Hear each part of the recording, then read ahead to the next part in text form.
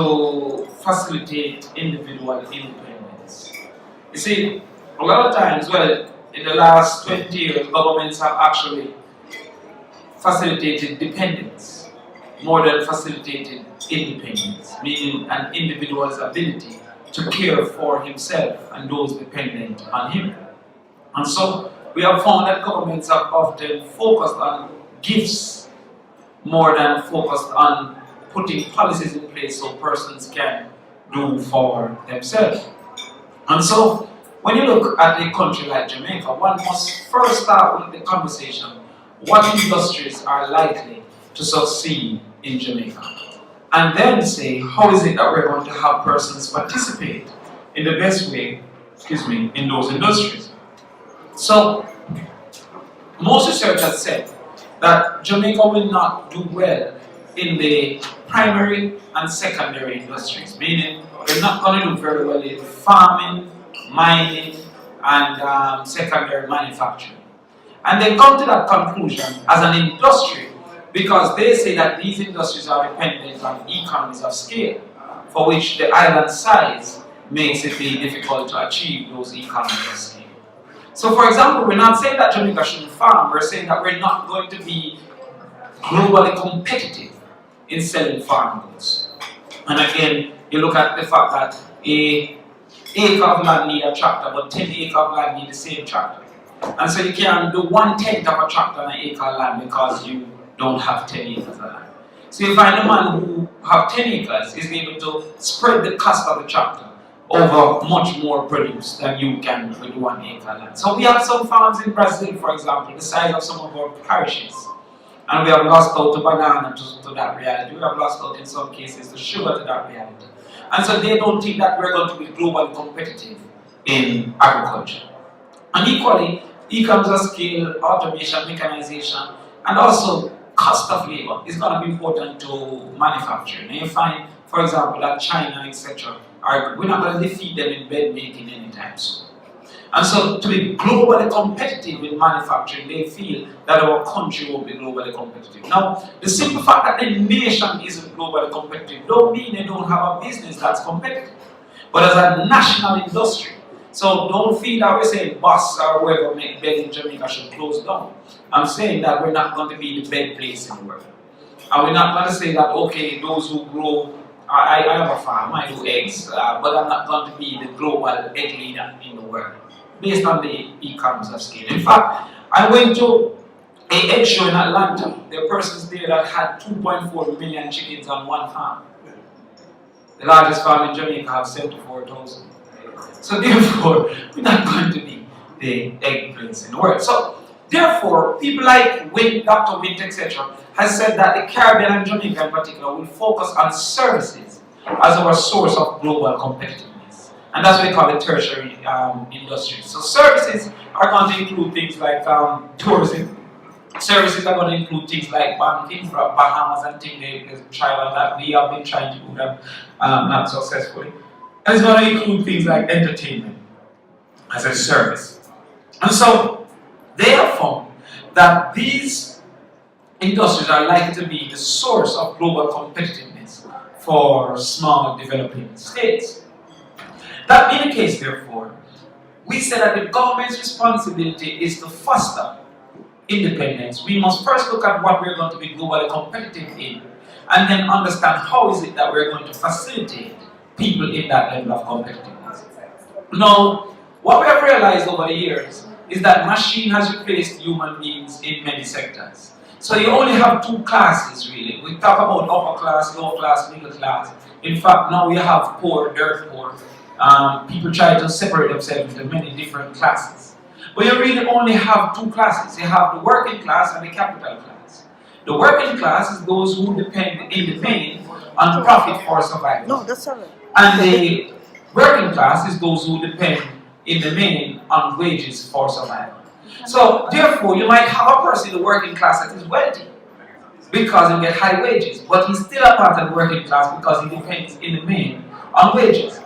And if the person in the capital class, he can be poor because he might not make much profit, but he depends in the main on profit. Now, many in particular political parties misunderstand that. And so, for example, even the BNP is not a working class party anymore. We say we're a poor people party, with the assumption that all working class are poor. That is not so. So the definition, therefore, of working class is that those persons who depend on wages.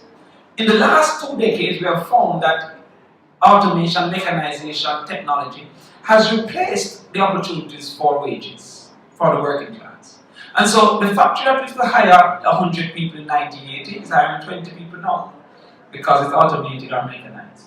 And so those who used to depend on wages have now been forced to become quasi-entrepreneurs, seeking to become small-scale entrepreneurs.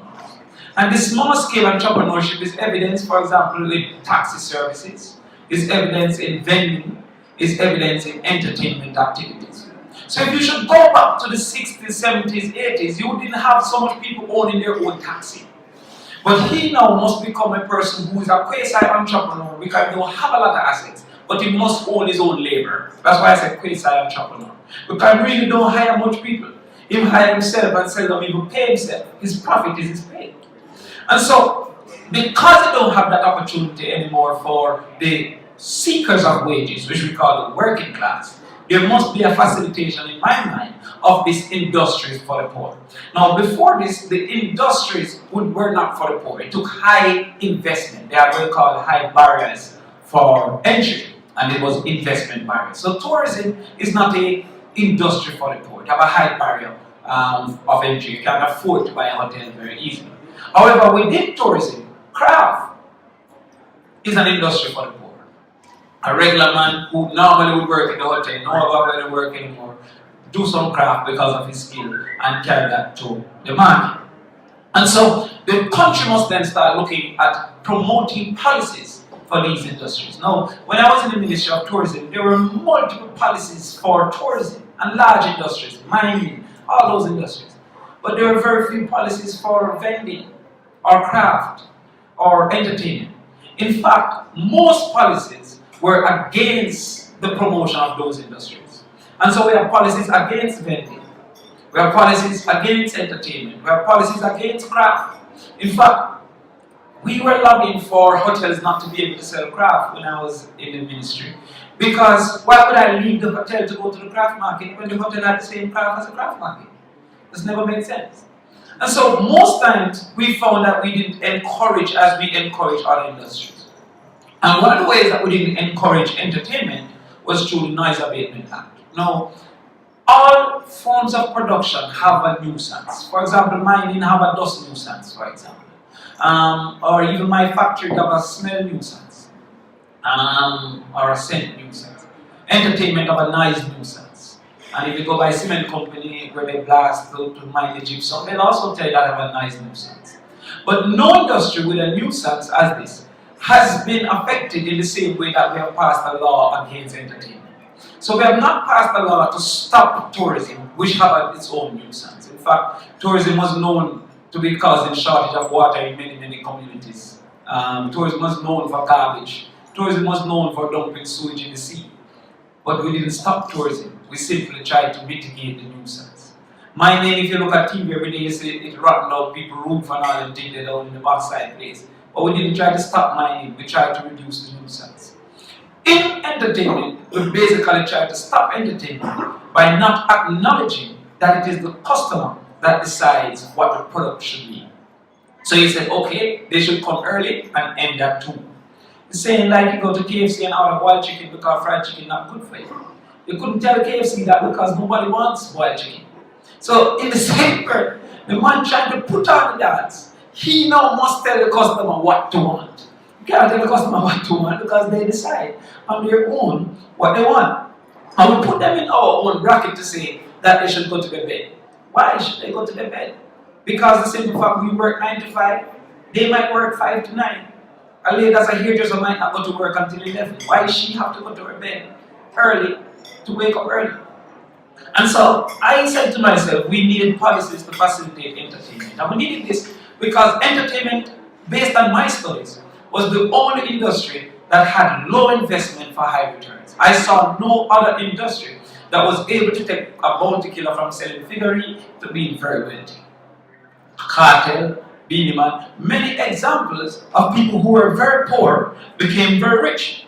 And since we are now trying to find an opportunity for persons who don't have assets but don't have jobs, then we have to have opportunities for people who are low income, low investment.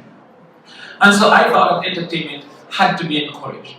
In studying it, we found that 22,000 events were actually sanctioned by government in 2016, meaning 22 parties applied for a permit. Now, knowing Jamaicans, another 42,000 obviously was held without applying for a permit. But 22,000 events, now in 365 days. If you really put your mind to it, in your community about 8 a week. So a lot of people were turning to this type of entertainment activities. And there were much spin-offs that weren't being calculated. There are spin-offs such as, for example, chicken. Best Dress don't calculate how much entertainment allow Best Dress to sell chicken. But also Red Stripe don't calculate the percent of Red Stripe and all the brands that they sell that come because events are being held. So when we look at entertainment, we only look at the dance itself, but we don't look at all the spin-offs. In fact, our research shows that entertainment facilitated a kind of a barter system within inner cities, where persons who had a skill could then get other services from persons without that skill. For example, a lady who we're doing here, she could leave her baby with her friend and go to work, with a friend getting back from her here done to go to the dance. But if the friend not going to no dance, then what is my outcome for keeping your people for you? Yeah, if you understand what I'm saying. So that activity created a kind of barter system within the inner cities. So a man who can select can offer a free service to a man who can fix car. And then you keep a round robin with a free selector in the community. So we said we needed to encourage entertainment because of its ability to create high turnover, but also for its ability to facilitate many other industries. And we decided to target the Noise Abatement Act as something that needed to be changed. When we went to these events, for which many people said that I was an idol, right? And I had to go to many dances, right? Now, the opinion of entertainment is one which calls for, if the Minister of Health goes to every clinic, they say he's working. If the Minister of Education goes to every school, they say this is the best minister I've ever seen. The Minister of Entertainment goes to every party, why they don't fire him? No, I don't understand. Why is so? But I didn't want to go to all these events because as much as I went to the event and reached on 4 o'clock, don't think I never wake up back till 4 p.m. I had to wake up by 8 a.m. So I couldn't live the life of those who were actually at those events. So I was working 2 shifts. I was working the dancer shift and the real work shift. But when I got to the event, I said to a guy who was selling chicken, I said, what happened when the dance finished at 2 o'clock? He says, he sell half the goods that he came to sell. I was saying, okay, so is the time enough people? He says, no. He says, the lady that leaves the party at 2 o'clock, she not eating before she go to her bed. She sit at her bed, ever get big and she can't walk out when the selector says walk out. But at 4 o'clock she see that's breakfast, so therefore she will buy. So when the event ended at 2, we pretty much lose all female consumers because they're going to the bed. None of us studied that before we passed the law. In fact, taxi people said that after 2 o'clock, they have a $500 cess. So therefore, when something ends before 2, he loses $500 per trip because he charges more for being out of his bed at that particular point in time. We never studied that. So my question was, how would we reduce the nuisance by of those who didn't want to participate by putting in a particular law and practice to facilitate that? I also recognize that this Noise Abatement Act, the law, was one of the most prejudiced and classist in our society because it didn't apply for no large event. The Noise Abatement Act never applied for Sting, it never applied for Sumfest, it never applied for Jazz and Blues. No large event was ever locked off at 2. But every man with a 15 grand, he locked off at 2. And so therefore, even within the act, there was a natural prejudice that we never even questioned. But in fact, one year I planned to lock off Jazz and Blues out of spite. But it was sitting there here. The party never thought she was a wise woman.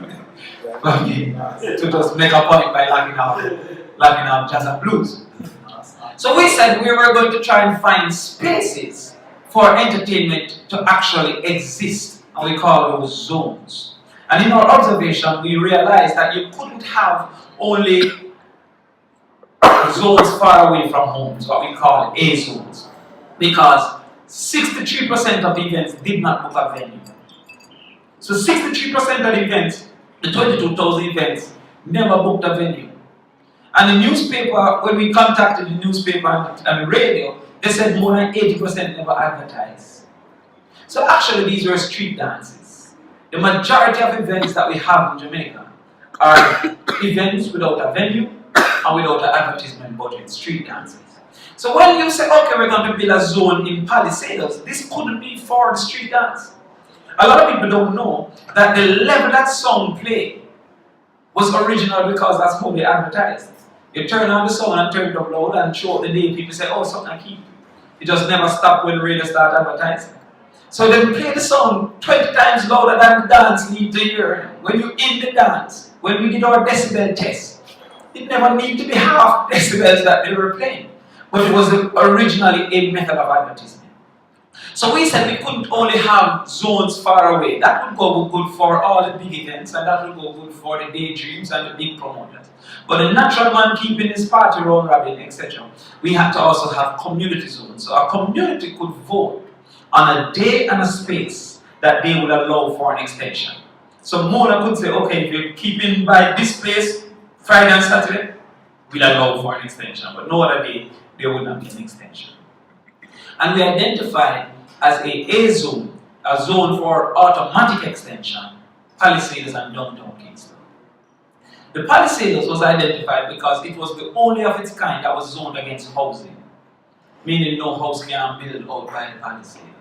You couldn't ask a man to invest in an entertainment zone venue when next week you put up an apartment and it's no longer a zone because it's a nuisance. So for example, out by Caymanas suffered from that. Caymanas was one of the places where parties automatically went to until they built out apartments and now parties get called local. So the Palisades was zoned against housing. So we decided that we're going to use the Palisades and we identified 7 possible spots that government initially would have started and then sell to private people to operate as venues. More recently we heard that Fort Rocky is the zone. Now, one venue cannot be the zone. If one venue is the zone, then demand and supply will cause for it to be unaffordable because everybody will want to use that single venue. So that cannot be. But in the plans for the Palisades, we said that it had to be a park and shuttle. If anybody went to Cricket World Cup, you would know what a park and shuttle is. When Cricket World Cup, we all went down to Euro Circle and then the shuttle bus carried us there. Why this had to be so? Not only because the airport was there, but the Palisades have no turning lanes. So there's no way to go in an awful lane and turn on the other side of traffic. So if you're going up Palisades to turn across, you'd have to first wait for the oncoming traffic.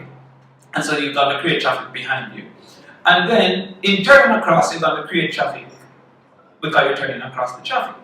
So we identified 4 possible spaces. One was beside Care, which was owned by government at that time. You know, Care out in Harborview on Ruthven Road. One was beside Damion Marina. Government had about 4 acres of land right there, which cement company would normally dump things over there sometime as well. We lease and dump things over there. And 2 were in close to Port Royal. So therefore, those would have been the park and shuttle spaces.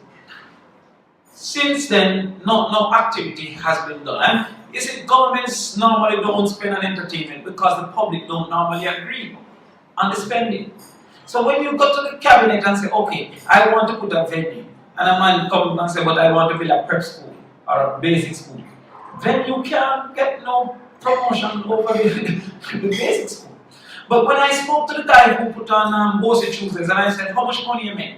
He says he make like $15,000 on a Tuesday. I said, 15,000 a night, that's about it. He said, no, I make 15,000 a week. Because I promote, I do everything during the week, and then I keep my party and I make 15,000. I said, why would you 50,000 He said, because other than that, I'm making 5,000, I'm qualified for minimum wage. So you're saying to a man who can make 3 times minimum wage that he should give up his activity and go and make minimum wage because the only other thing is to cut my land. He says his qualification is minimum wage. So what are we going to do for this man? Because he don't need 1/3 of his income. But we said to him that we're going to build a basic school so that his child can go for free instead of allowing him to be able to afford preschool or whatever better basic school exists. I'm going to put a primary school so your child can go for free instead of allowing him to can pay prep school. So we have not facilitated his own independence. We have more tried to stop it and then facilitate his dependence. And so when we saw what happened at the Palisades, I think that is the bet of the possibility of the Palisades being a zone. Because nobody in the country is going to say yes anymore based on what happened. So not even me want to go there and say Palisades should be a zone. Because I say this is a bad plan. Because it has had this negative. No, it's not the first. As I said, when India was here, we had the same exact thing in Trelawney. A person actually died out in Portmore coming from Hellshot, Sugarman's Beach. Couldn't get assistance because we had that thing. So lack of planning has caused traffic for many activities, including entertainment, sport, and many other activities. However, we have now killed the possibility of having a central space where all persons interested in entertainment, both hosting and attending, can visit. Because one reality about the Noise Abatement Act is that even the greatest lover of entertainment sometimes is happy for the Noise Abatement Act. There are days that I don't feel good, so the sound is disturbing me. It's just out of shame I don't call police. Because the police gets a Crawford mash up everything that happens. But not every day the participant is satisfied if he's no longer a participant. In fact, I might want to rest for my dance tomorrow. So there is really a need for the implementation of separation of participants and non-participants. And that separation can be in space, as is the A zone, or can be in days, as is the B and C zone, or can be by government regulation, like for example, holidays are automatic wherever they are. So in closing, we as a country need to focus on entertainment. There's nothing else. This ganja thing that I hear they say, I don't see ganja becoming no great industry. Because the price that ganja gets is because it's illegal. It's the risk that causes it to be expensive. If it no longer have a risk, ganja grow right here. So if your children have seen, I mean, I'm not talking from experience, but I've seen it. I've seen it happen. It's not the most difficult thing to cultivate. Nowhere at all. I mean, you go overseas, them and they grow it in some room. I'm growing it in some, yeah, you get some light and you get some water, you grow it in a room. So, and we can't export it even if we can grow it. So therefore, America don't allow it to cross borders in America. So we can't export it. And Jamaica ganja is not known for clean or whatever it is. It's known for smoking. Our ganja is known for high THC. So you tell me which man is going to fly from America, book a room, buy a ticket, and just for a split? Which man? Nobody does it. If I go to Cuba, I'm going to dance salsa because I'm there. But I'm not a salsa dancer. No, you can't live off of us. If I go to Mexico, I drink tequila. Mexico can't live off of my one sip of tequila. If I want to come to Jamaica, I might smoke a split. But if you really want to come to Jamaica to smoke, you don't have the money to come. If you're that much of a weed addict that you want to fly across the world, book a ticket, spend $4,000 US for a $20 split, you can't afford a $20. So therefore, the ganja thing I don't think is the answer. The sugar not coming back. I mean, we have spent millions on subsidizing sugar people. Banana not coming back. Bed's not going to be the answer. Our answer cannot be to try to be the cheapest answer as a phone in the world. Because soon Haiti will start building some of those and be cheaper. So we have to start to look into ourselves and say, what is it that this 5,000 people that used to mix cement and replaced by a premix truck? What is it that the people used to do bushing and replaced by a weed whacker? What is it that the people that used to wash people's clothes and replaced by a washing machine? I saw on TV, a thing will clean your house when you're gone to work. I don't know if you have cable. You press it and it just lick on the wall and just keep on cleaning the house till you come back home. So some 14-year-old whose mother is a helper will not have the opportunity to be a helper. What will she do? At some point we have to look for those industries. And the way I see it is that entertainment is one of those possibilities that from evidence has proven its ability to take somebody from dirt poor to very, very rich. Movado is an example. Sound system owners are examples. Dancers are examples. We see in the dancer that they will ridicule a lot of these photographs. There's a new photograph of a girl, she's catching her female parts on fire in the party. That lady's paid as an attraction. She don't announce that she's paid, but she is paid. We'll ridicule her, but they will go to a hotel and watch a man put fire on his head and in his mouth, and don't ridicule him. He's entertainment, but she's foolish. That's the reality of our life. Somebody jump off the roof, and we say he's mad, but then somebody wrestle an alligator, and he's entertainment. Somehow, everything that entertainment does is ridiculed within the dancer space, and the same exact thing is praised in any other space. So if we can encourage this entertainment in the way that it can really develop this country, in the way that it has done for France, for example. The largest reggae show is in Spain, 82,000 people. We are celebrating 12,000 people. The second largest, 38,000 people for 4 days, is in France. Japan said they're the home of dancehall. Japan. Africa now have their own dancehall movement. Them have people sound like every aqua we have. If we don't facilitate entertainment, we're going to be caught in a situation that those who depend on wages will have no wages and have no industry to depend on profit. And that is going to create problems for crime, it's going to create problems for security, it's going to create problems for vending and order, it's going to create problems for earning. And so, and what's coming as well. Can you imagine? If they can sell a lie so good, imagine if they were selling the truth. They would really be able to do it. So I'm going around trying to encourage influencers to look at entertainment in the same way we have looked at tourism as an industry that can move Jamaica forward and in need of policy from government and in need of investment from persons with income. Good afternoon.